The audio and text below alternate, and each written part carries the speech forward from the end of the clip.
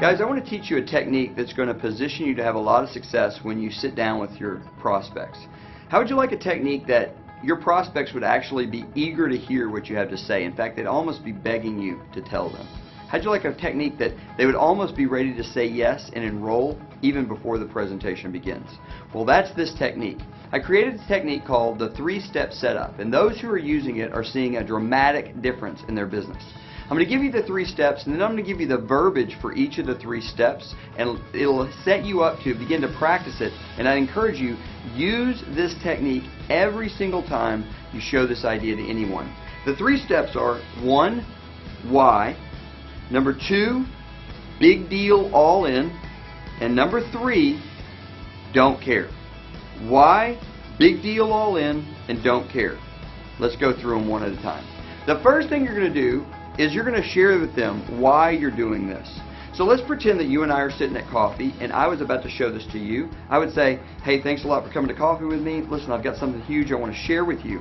And I would begin to tell my why. Now my why has to do with my family, so it would sound something like this. I've got something huge I want to share with you. Listen, you may know that I've been an executive in the software business for a while, and it might seem like things are going well from the outside looking in, but on the inside I got to be real with you. I'm just dying. I'm traveling so much. I never see the kids. I never see my wife. I'm missing every one of the kids' events.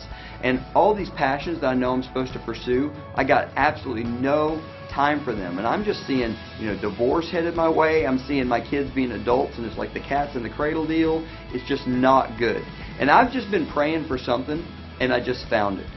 Now, let me back up and break that down. I gave you my why. Now, my why is not going to be your why. I gave you that as an example. Your why could be anything. We have people who are trying to retire and they can't. We have single moms who are tired of dropping their kids off at daycare. We have college students who are tired of burdening their parents with the financial woes of paying for college and want to get that off their back. We have people who, every kind of why, it doesn't matter what the why is, but what it does matter is that you are real, that you are vulnerable, and that you are raw.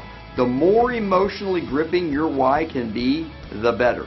And the last part of this first step is that you need to transition by saying you were looking for something and you found it. I use the phrase, I was praying for something and I found it because I happen to be a person of faith. It doesn't matter, looking for or praying for, either one works just as well.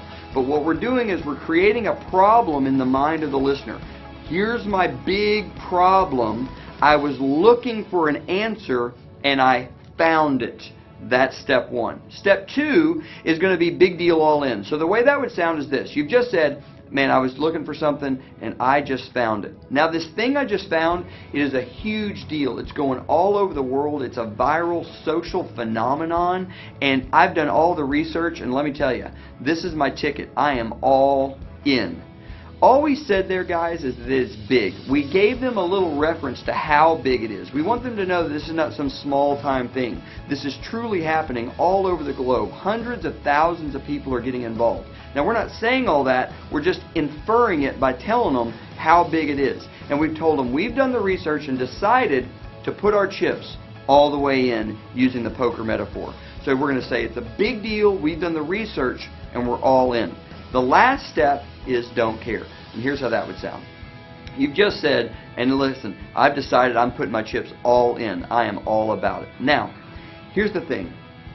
I'm not sure how you're going to, take this. I'm not sure how it's going to impact you. You may love it. You may not get it right away. All I know is this. You're my good friend. I'm going to put this in front of a bunch of people, and I wanted to give you one of the opportunities to be first. Is that cool?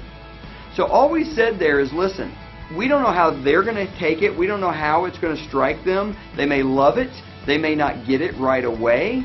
It doesn't matter to us. Let me tell you another good phrase you can use. You can say, listen, it won't affect you and I at all. I'll tell you how that would sound. You could say, listen, now I'm not sure how this is going to strike you. You may love it. You may not get it right away. I want you to know either way is cool with me. It's not going to affect us one bit. All I know is you're my really good friend, and I'm going to put this in front of tons of people, and because we're such good friends, I wanted you to have the chance to be one of the first.